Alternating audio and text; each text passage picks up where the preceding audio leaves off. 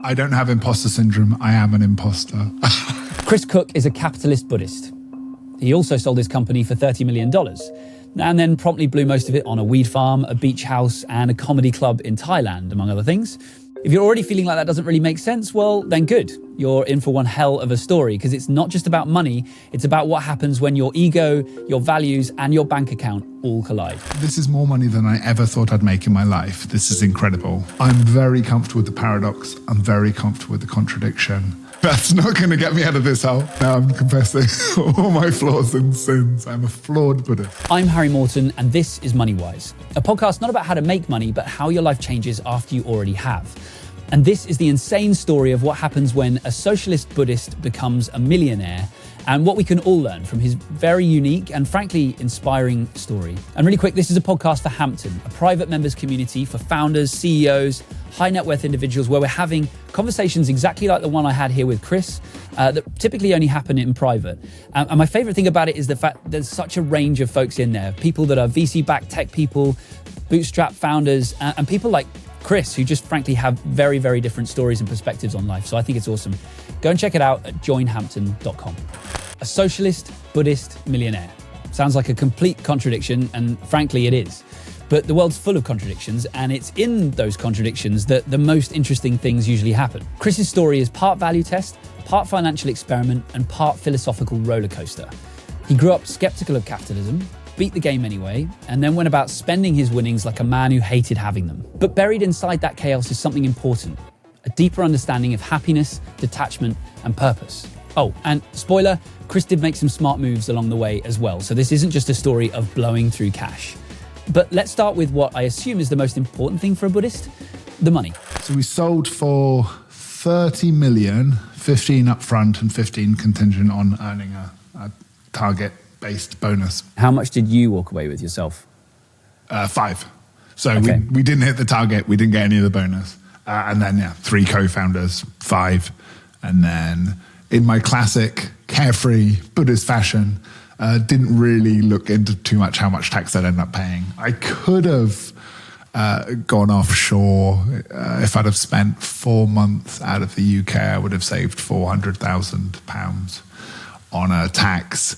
But that felt a bit against my socialist values and also not good with a young family. So I was like, I'll pay the tax, it's fine. Fair. And so what was the first thing you bought when that money landed? Well, so I resented that money. It was burning a hole in my pocket.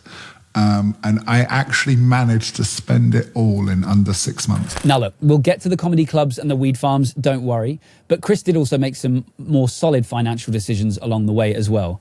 Real estate, beach properties, assets that ended up honestly being the thing that saved him from a full-on financial faceplant. But first, we answer the question that I'm sure you've been wondering since you clicked on this video, and that is, how does a socialist Buddhist end up essentially winning capitalism? Well, the story starts in the capitalist haven, Thailand. Well, firstly, you grew up in Thailand. That's news to me. You're a British man. You grew up in Thailand, or you sound British, I should say. Yeah, I'll take it. So, what's the story there? Things, it's fine. Yeah, my dad was working for Calagas, oil and gas industry, LPG, and they got bought up by a Dutch multinational. And so he got given the opportunity to travel with a young family. So from the age of 9, we were living abroad, Hungary in the mid-90s, then Brazil, then Thailand at 15. So strange experience, definitely an education. And yeah, sort of gave me my first contact with Thailand. And then, finished university 2008, big financial crash. So going out to Thailand and being a scuba diving instructor seemed like a completely sensible plan. Absolutely. Went quite well for me there, actually. I did well doing that. So just have always been an entrepreneur, saw how hard my dad was working and kind of wanted to be my own boss and find my own way. But found it was better to be a cool guy in a nerdy space than a nerdy guy in a cool space, if that makes sense. So growing up in Thailand, what were your early views on money? Well, I discovered Buddhism, and I saw all these rich international school kids, and they were miserable. Their families were miserable, and they never saw their parents. So I kind of, simultaneously was in my dad's shadow and so wanted to have a level of success to prove to him I wasn't a failure, but also kind of had this contempt for money, which saw me well into life. Like, it was weird though. I remember, reading and studying Buddhism and it saying how like all of this teachings could be used by the wrong person for evil purposes. And that sparked me. I was like, imagine being a Buddhist capitalist. Like, imagine like using this power of meditation to just, not care, be detached from money and yet still pursue business success. That would be a weird paradox that I just, the obstinate capriciousness of me, I wanted to pursue that path. That pursuit, or experiment really, it worked. But it also taught Chris something really interesting. You don't need to twist Buddhist values into capitalism. They actually play pretty well together. In fact, Chris credits those values for the reason making money came so naturally to him. Keyword there, making. Keeping it, growing it, that's a whole different beast. All that is coming. For now, let's continue on the story of how he went from running a scuba diving school for tourists, which he ended up losing, to selling a rapidly growing SaaS business. The first thing is seeing how hard my dad worked to climb up the corporate ladder. He never finished school even. And so for him, starting on the bottom rung of a minimum wage job, literally loading bottles onto a truck, right? All the way up to country manager, it was incredible. And he was rightfully so proud of that. But he worked so hard. And going to boarding school, coming home for 3 weeks holiday, and then him having to be away for half of that because work, just made me kind of always commit to the fact that I thought it was better to do your own thing. And that was really confirmed when I started in the world of work. And I was working 7 days a week, minimum wage, for someone who wasn't that smart and was making loads of money. And I was like, okay, so why work really hard to make someone else rich when you can just do it yourself? That sort of changed, I think, when I came back to the UK, having had a few successes and failures, entrepreneurship in Thailand, that had kicked a bit of the confidence out of me. And then I started working in software and, complete start from zero, imposter syndrome, out of my depth, furiously Googling how to do my job every night. But then the higher I got, the more I realized, damn it, I'm smarter than my bosses again. So, fine, let's start a company. That and I'm just unmanageable as a person. Just incredibly difficult to tell me what to do. Just made it a natural thing, really. And so you kind of started this company while working your job, right? So how did the transition sort of happen? Quicker than I would have liked, because we had a very young, aggressive co-founder who was hadn't had it kicked out of him like I had yet. So this is why we were a good combo. I became the rare for me, but the voice of caution. So there was a few of us. 5 co-founders originally, and then a couple it didn't work out with. We were misaligned. And one guy quit his day job, and one by one we would quit our day jobs as the thing started getting ready for us. And then, it was nerve-wracking. I just started getting a good salary, and with sales and software, like you land a big deal, get 50K commission, you're like, oh my God, this is amazing. And that client would have just kept paying me more and more money. So it got to a point where I was like, this is more money than I ever thought I'd make in my life. This is incredible. And I just gambled it all. And again, this is partly, this was the Buddhism, not the greed, because I was happy with the amount of money. I didn't want more, but say yes to the opportunity, take the chance, get on it, don't fear losing it. And it's easy in hindsight, having been successful, to be glad with that decision. You went into massive debt to grow the business. So how much was the debt, and was it scary? Did it scare you? It was probably at its peak $500,000. The only way we managed to do this was setting up payment terms with a bunch of people. So everyone we dealt with, they would offer us a discount because they could see we were young and ambitious and struggling. And we'd be like, instead of a discount, could we pay you over the next 6 months? And they were like, okay. And then And then, when 5 months came, we said, okay, well, look, things are looking good, but we need a bit more of an extension. There's that old expression, if you owe the bank $1,000, it's your problem. If you owe the bank $100,000, it's the bank's problem. Numbers are probably higher these days. But that was really what it came down to, was just faith, charm, naivety. And I said, this Buddhist fearlessness. I had one sleepless night and then kind of woke up the next morning and, well, that's not going to help. That's not going to get me out of this hole. When did you realize the company was taking off then? We made 100K in revenue to date, like total, right?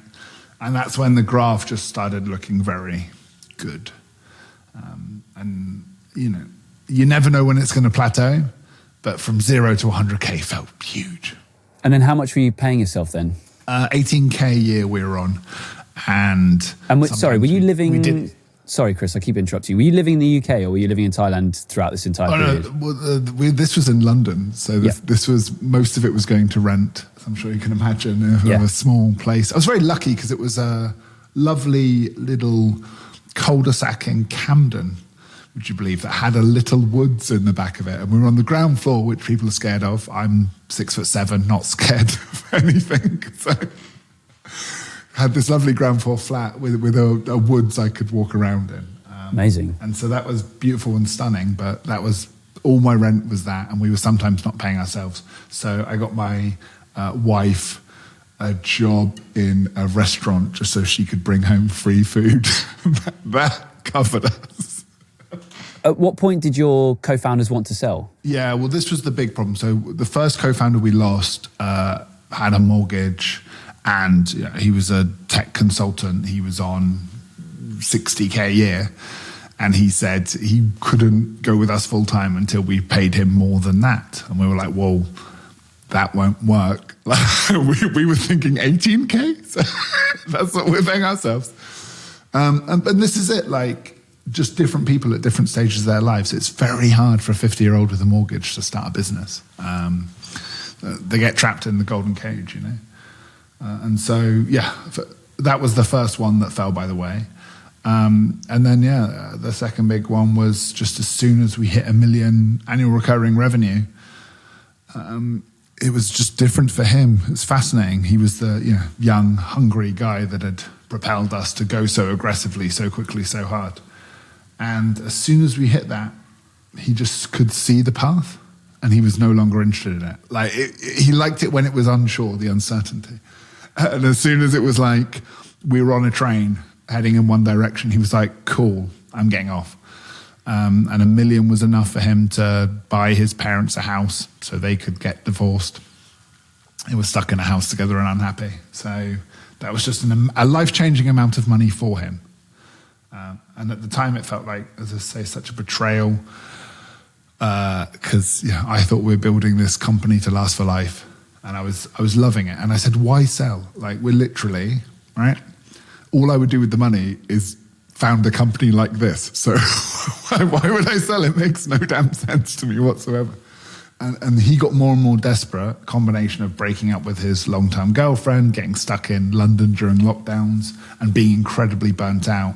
He just was like, we need to sell now at all costs. And I can appreciate that. I've always said the CEO, the co-founder that takes a business from 0 to 100,000, it should be really a different person that takes it from 100,000 to 1 million, 1 million to 10 million, and then 10 million beyond. Those are very different skill sets, very different personalities, very different temperaments. And very often the co-founder, sometimes they can evolve and change through that. Sometimes they enjoy it. But I've worked many places where you can just sense that the company has outgrown one of the co-founders who's still sticking around. One by one, the team of co-founders either left or decided to sell. Chris was the last one to hold out. And because he never started the business as a big financial play, the decision was a really hard one. It wasn't that it wasn't enough money. I said, all I want to do is take this money and buy this company again with these same people. You didn't want to get off the ride? Industry. No, I was enjoying the ride. I was enjoying the journey. And I think at the time it was heartbreaking. Like, I lost my team. I lost my sense of self. I lost my friends and co-founders because we really disagreed on this and were arguing. I had to spend 2 years arguing with lawyers and accountants. There was an Erin Brockovich moment where they were like, oh, why don't you have this spreadsheet or that? And I'm like, I do have it. It's all in my head. Okay, like I am the spreadsheet. and you know, even the last co-founder standing, I had a good chat with him recently. And there was this beautiful moment where I was just so upset that he wanted to sell and I didn't. And he just had a moment of honesty with me where he just goes, but Chris, I'm scared. I'm out of my depth. I don't know what I'm doing and I don't know how to grow this company anymore. And I've been lost for some time. And that honesty was so disarming to me and took the fight out of me. Had he, because he was the sales co-founder, right? And had he tried to charm me or talk me around, but that just moment of just beautiful, vulnerable honesty was why we sold. Because I appreciated it. I respected it. And we are still friends. I still tell him it was a massive mistake selling. But at the same point, it's like those relationships that didn't work out. And you go, oh, if only the person could change this one thing about them, that would have been fine. And again, hopefully you get wise enough to realize, but that isn't people. People can't change that one thing about them. And a lot of relationships are glued together with the hope that maybe one of you will change enough. And this was it. Like, I just had not found the right co-founders who wanted the same things. We've all learned from it. Next time, I have less of a chip on my shoulder, less to prove. But I don't need to try every desperate hack to make the thing work. I'd like to build a sustainable company with work-life balance and love and find some people that share my values. Whereas these people were the people that were prepared to join me. A guy that had recently come back from Thailand as a failed scuba diving entrepreneur. Now I have more options. And now I know what I'm doing. I stuck around longer than I should have even after we sold the company because I wanted to learn, okay, now I'm working for a company with 100 plus employees, making 100 million annual recurring revenue a year. And I just wanted to see behind that curtain, how does that company get run? And the main thing I learned is I never want a company that big. Right. It's not fun. Remember this quote? I resented that money. It was burning a hole in my pocket. And I actually managed to spend it all in under 6 months. Yeah, it's time to expand on that. In fact, I spent it before we got it. So the sale had been signed and completed, but because of the way, because we had a Polish co-founder registered in Cyprus and a German co-founder and me. So trying to deal with all that meant that we had the money sat in a bank account for far too bloody long. And so what we ended up doing is just lending the money to ourselves, knowing that an amount would be transferred later when the sale was finally completed. And I spent it in under 6 months. The amount I'd lent myself, it wasn't even really mine yet. I hated it. But to answer your question properly, the nice thing I bought a holiday for my whole family to go to Disneyland Paris. And we just, I lied to them about how much it cost, and I just bought like the fanciest suite with all the upgrades, and it was just, lovely and pimping and very nice for my younger sister and her young family, and just beautiful and fun. And then I invested in a weed farm and a comedy club in Thailand. Okay. So there were some, so you spent it all, but they weren't just, you didn't just spend it and then start from zero again. You spent it on some businesses at least. I mean, the most sensible and the most of it went towards was actual property. So the weed farm and the comedy club, how much did you pay for both of these things? All in probably £100,000 each. Okay. So that does not account for the 5 million that you made. So then where does the rest, was the rest purely on the house or? Mostly real estate, yeah. I've got a very nice house in England, 5-bedroom, view of the sea in Devon. Rent that out on Airbnb most of the time, and then we go back to England to visit my family, my parents. We can stay there. And then, very nice beach house in Thailand. When I had the scuba diving in school, that was one of the things I bought, was a house by the beach with the success from that. And then the problem with Thailand is you can't own anything. So I put it in my ex-girlfriend's name. Wow. And she ended up taking that and the dive school. Yeah, so you just have to start again. There's no legal recourse. You just have to be Buddhist about these things and move on. Okay. Wowee. So buying another beach house felt like, sure. Okay. But then cash flow wise, what was your situation at this point? Well, I still had plenty. So the investments in the weed farm and the comedy club, I estimated 8 months runway. I'm really lucky I knew myself well enough to have invested enough in property. And that's enough that just renting that out will put my son through a good school. The income from that, I'll survive. But yeah, both the weed farm and the comedy club lost a lot more money than we projected for a lot longer. And do they make money now? No, the weed farms folded completely. The market just dropped out. It's a terrible investment. It was something that 16-year-old Chris thought was cool, and I wanted to help a friend out. She was growing weed for her. This is all legal in Thailand, by the way. But she was growing weed for her boss, and he was making money. And I was like, well, you could do that for yourself. And the reason that failed was simply I just didn't know the industry at all. So when it was struggling, there were no levers I could pull to help. I was like, okay, then it's struggling. And the other thing was we got a sales guy involved who was also a friend who knew how much money I'd made from the sale of the company. And then he started telling people, oh, this guy's got loads of money. So then a bunch of parasites came at the tea and that quickly got drained. The scope of it ballooned. Yeah, that's a whole story, probably for my therapist. And then the industry dropped out. Thailand got flooded with weed. You're competing with the waste products of Canada and America. Just the FDA doesn't approve, and then they send here because it's industrial waste. So the price went from £10 a gram to 10 cents a gram over the last 2 years. And so that was the whole thing. The comedy club is my passion and my love. And so even though the thing has been losing too much money, once we hit this thing, especially because the weed farm was losing so much, where it was dipping into my wife's savings pot, she got involved.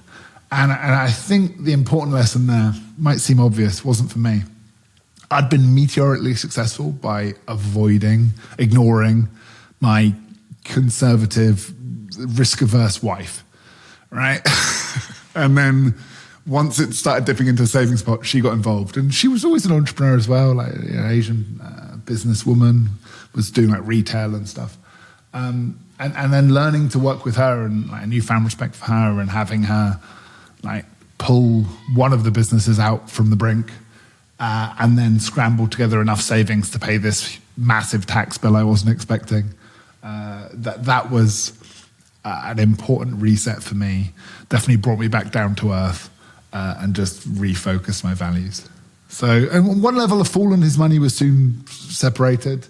And I actually got some advice from a mentor who told me, don't invest in anything for 2 years because just the heady rush of selling your company, you get so excited, And maybe I should have followed that. But at the same point, I'm true to myself. I've enjoyed the journey. I've learned a lot. And it's hard to have any regrets. What got me there, got me here.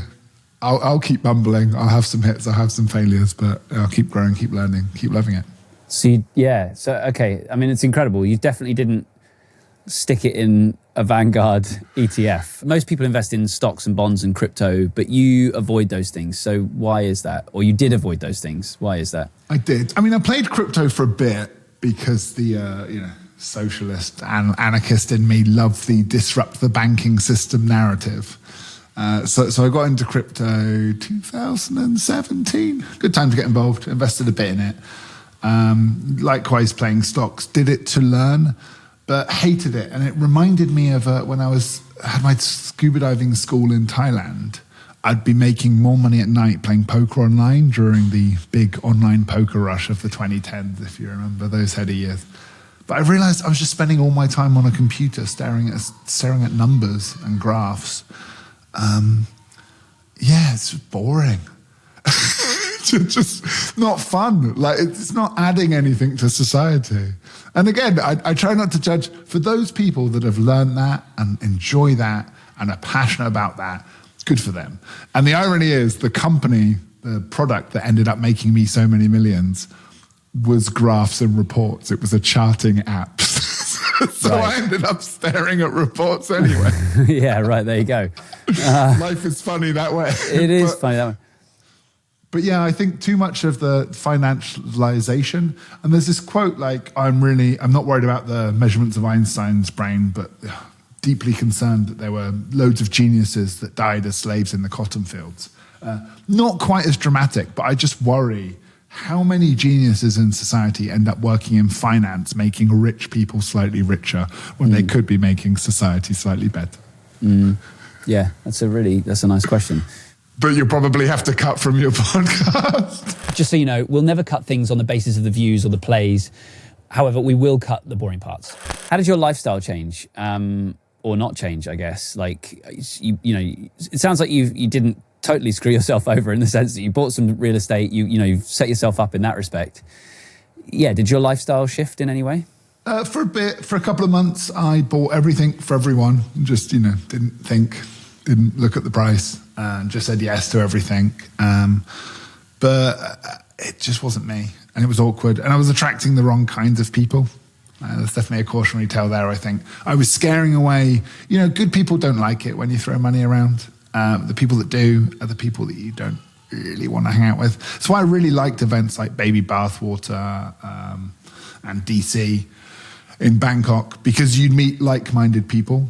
And so there's already like a filter where it's not awkward that you're talking about money. People understand it. That's why, I've enjoyed some of the guests you've had in your podcast. I've got to do it. He set it up so nicely. Another great place to talk openly about money. It's Hampton. Go and check it out, joinhampton.com. But yeah, I think at a certain point, I just had to come back down to earth and reset and calm the hell down to stop burning money. Like I resented it. Like I resented having it because I didn't want to sell my company. You did give some money to friends, and it led to losing some of those friendships as well. So I wonder, what went wrong? So I have always wanted to help friends out. I've always been generous, even when I had nothing. And it just feels very strange and tough when your friends are struggling, and you have an unbelievable amount of money, a life-changing amount of money. And so there were a few people where anytime they were struggling, sure, have it, right? And the first few times it just makes sense. Their car breaks down, it costs £300 to fix, and they're losing sleep over this. And it's a rounding error for me, and it's embarrassing to say that, but yeah, for someone on 20k a year who can't afford a bill of £500, why the hell not? But unfortunately, a few things happened. Good people don't like that you're throwing money around. It makes them a bit awkward. And it's just, even if they don't resent you for it, it's just a bit gauche. It's a bit classless. And then, you do attract the wrong sorts of people. And I think the saddest was when I lent money to people, and then when I got this huge tax bill, I'd sent a message around saying, hey, I understand blood from a stone. If you don't have it, that's fine, but could you start paying me back? And some of the responses I got were quite hostile. And in some way, I think this is just guilt and people's first response, lashing out, defensive. But it was a real shame to lose money and friends that way. And I think part of that is just having to learn to recalibrate. So now I don't go around talking about my wealth, and I don't throw money at people. And this seems obvious, but for me, why wouldn't you help someone if you could? And we all help each other, right? You'd lend your friend a tenner, and this just seemed a relatively similar sort of mechanism. But I spoke on a podcast last month about this, and I just lost a bunch of friends, and it was really sad. A bunch of people heard that podcast and have been messaging me this week saying how I lent them money when they really needed it, and it really helped turn their life around, and they've been forever grateful. And that was wonderful to hear, because the most salient, the one that sticks to your mind first, are the fallouts and the people that were rude. But for every one of those, there are people who just let me know, sent me a message that they really appreciated it and it really meant a lot to them at a time when they were down. So yeah, you just have to accept when you lend money to someone, say bye to it. Be Buddhist about it. Okay, I know what you're thinking. Wow, this guy is horrible with money. And to be honest, he probably wouldn't argue with you on that. But the question is, does it really matter? Well, of course, this is Moneywise. So the answer in this case is yes, in this context. But the purpose of money, and really the thesis of this podcast, is that it won't bring you happiness alone, but it is a tool to help you figure out what will. In Chris's case, happiness is detachment in some way. He's happy being silly and having fun and not putting pressure on himself to be something he's not. And by the way, I'm not saying go and be stupid with money by any means. But the reason that Chris was frankly a bit stupid with it is because to him, that money was a symbol of loss. And this is a trap that any founder can fall into. If you treat the money as a replacement for something else that you value and cherish, you can end up feeling completely empty and losing sight of all the other benefits that having money can bring to your life. And that's exactly what happened to Chris. Spending 5 million quid in 6 months is like quite fucking impressive, honestly. So like, so can we just go back there a minute and can you just tell me a bit more about those 6 months and what they felt like and what that experience was and like what your life was on a day-to-day basis, spending 5 million in 6 months? A lot of drinking, a lot of traveling, a lot of stress. So there was stress. Okay, that's interesting. Oh God, yeah. Yeah, no, I mean, and again, you're still debating with lawyers and advisors and accountants and none of which I wanted. You're then working for the company you've just sold your company to and having to watch them fire or encourage your whole team to quit and having to work on, and then you're filled with remorse and regret for that. I'm the world's saddest millionaire, I'm sorry.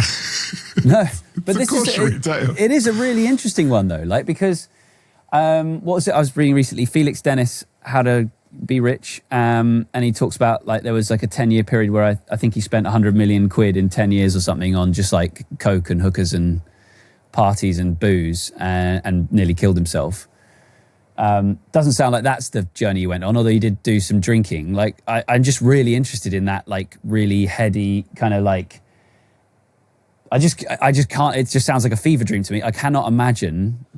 It is mental. And the way I describe it, so going to the tech conference in our business industry, just after having announced we sold the company, and you have to realize I'm famous in my industry for telling people not to sell and telling people I would never sell. That was like my line. I was going around telling people, don't sell, don't sell, don't sell, don't sell. And then I sold. And so it was like the big news. And the way I described it is, it must be how women feel like at their wedding. I was going around, I was the center of attention. Everyone was coming up to me and saying, oh, congratulations, you must be so proud, you must be so happy. And I was like, thank you. So it was this beautiful, surreal moment. But it very much feels like peaking, right? Like plateauing. And then you're scared, like, well, what comes next? How do I outdo this? And it's terrifying. Like I already had imposter syndrome. And part of you worries, like, was I great or was this luck? And a lot of it's the fear of that. And so I think, that led to the heavier drinking, plus, unlimited budget to do things. I think if I wasn't so vain, I would have been more attracted to prostitutes. But I need to believe the girls love me, to be honest. This period, these mistakes, they're definitely more of a how not to guide. But it's a trap that lots of post-exit founders can fall into. Even if you decide you don't particularly care about growing your wealth or leveling up, that doesn't mean you shouldn't be smart with your money. Money's a tool for survival. That's not something to neglect, unless you're willing to completely Bear Grylls it and go off grid your whole life. Although that does sound kind of enticing given the state of the world. Anyway, like I mentioned before, even in his most frivolous phase, Chris did make some smart decisions. He made some responsible choices around real estate and creating reliable cash flow for his family. So yes, he blew a fortune, but he did also accidentally end up building a safety net. And that's what ended up saving him. My son will never have to want for too much. His school is done. He's got a house by the beach. He'll be fine, right? He won't have to struggle. And here is the lesson I think is crucial. Having conviction and nuance is important, but being too rigid and never leaving yourself room for contradiction can leave you feeling stuck and back you into a corner. I'm sure there'll be people that disagree with this, but life is a balance between values and survival. What survival looks like and how important your values are to you will vary from person to person. Where you sit on those scales will ultimately decide the kind of life you live. Like most spectrums, extremes are where most issues present themselves. Because of his willingness to experiment with his ideas and to challenge himself, he's learned even more about himself and his values than he would have done had he not. It'd be different if I was trying to be a Buddhist monk and live. But even Buddha said, like, it's not about having being an ascetic and denying yourself anything. It's about not clinging on to things. Not saying this is exemplifying good Buddhist behavior, but I think you have to be prepared to live in the moment, prepared to let go of things, and just live in the present and feel it. Do you think your life is too contradictory? Do you ever feel like an imposter in both spaces? I don't have imposter syndrome. I am an imposter. It feels incredible to be so out of my depth, surrounded by people so much smarter than me. The reason I was successful is because I wasn't smart enough to realize how dumb I was. I took the chances anyway. I went for it. And I got lucky. Likewise, and it is funny. It's so contradictory, but so many Buddhists you meet, they're boasting about how they're more Buddhist than other Buddhists. And you're like, I don't think that's the game, bro. I don't think we're here in a competition to be the most holy Buddha ever. Well, but that's the trap of ego and pride. I'm very comfortable with the paradox. I'm very comfortable with the contradiction. I think that's the beauty of life. God bless those people that can put themselves in a pigeonhole, in a bucket and say, I am this. I am forever walking those tightropes. I am contradiction wrapped in a paradox. In a moment, we'll get back to the numbers. Chris's spending and his net worth, which is particularly interesting given the way he's spent his earnings post-exit. But first, I want to get into the contradictions that define Chris's life. His Buddhist values taught him to want for nothing, but it's exactly those values that brought him everything. I think having an unhealthy contempt for money and yet striving for success has combined with my feelings towards Buddhism and made me appreciate the journey rather than the destination. So never having a destination in mind, but just wanting to make work my life's passion and find something that I enjoyed and felt like the way to me and where I could be my most true, authentic, natural self. And I found that when that happened, I would just get in this flow state where, everything just worked out. Like, even though I just was making a small scuba diving school in rural Thailand, it was this up and coming place and I'd started at the right time. Lots of people were fleeing there because of the financial crash. So there was like a new Novotel, a new Marriott hotel. And I'd set up a tour company in a place that kind of made no financial sense at the time. But because I was the first mover there, I just suddenly started getting all these opportunities. And because I was prepared to take tours out during the low season, which again would make no financial sense, but I didn't care too much about the money, you end up having these, really enthusiastic return customers, word of mouth recommendations. So yeah, I found the same with like my poker game. Like I just got very, very good at poker the less I cared. And if you're too nervous of losing, you're playing against people who are a bit scared. I just found like once I let go of that attachment, I was just scarily good and able to make much better, calmer decisions about money without panicking. Then what I found for myself is that when I'm in that mode where I'm enjoying the journey, the right path reveals itself to me.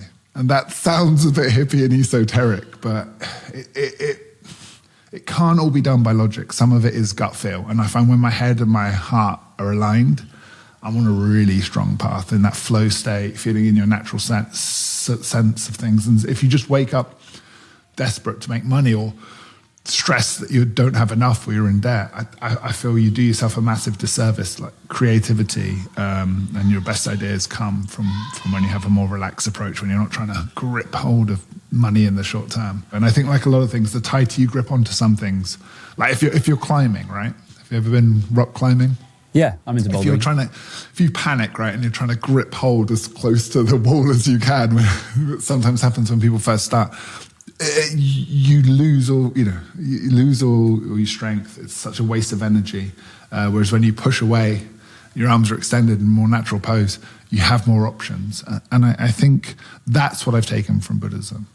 And you know, the other thing I'll say is that trying to put at the heart of myself like a good life, a life well lived, means that I've done things where I've done the right things by my customers, I've done the right things by my employees, and that has been a good investment as well. Like caring for people has meant I've had really loyal people that could have taken jobs for more money elsewhere, but just because we had this love of each other and the work, unstoppable. Like, and it just prepared us for this sudden meteoric growth. All right, let's get to some updated numbers. So what is your current net worth? I'm 200K in debt. Okay, nice. That puts you firmly at one end of the spectrum of guests on this podcast, may I tell you? Nice. So congratulations. Which, by the way, while true on the liquid front and a comedic number, it's not really the case. He does own a lot of valuable assets, and so realistically, the number's more like 5 million. So tell me more about that, though. Like, what does that mean? Well, I got some bad financial advice on what my tax bill would be. I thought I'd be able to write off my losses for my businesses in Thailand.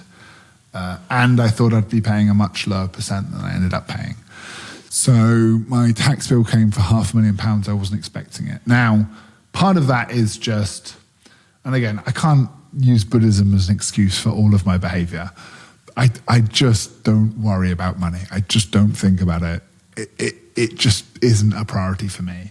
And sometimes that's great when you have, you know, your business is going in debt, but you persevere few and it makes loads of money anyway.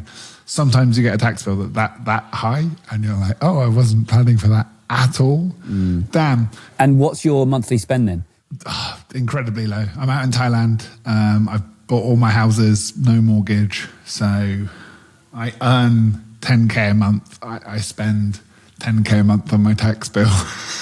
Chris is far from the typical post-exit founder, not because he didn't win big, but because he carries this money's not the goal energy. And to be clear, he's not saying everyone should stop caring about money. I don't want to venerate being poor.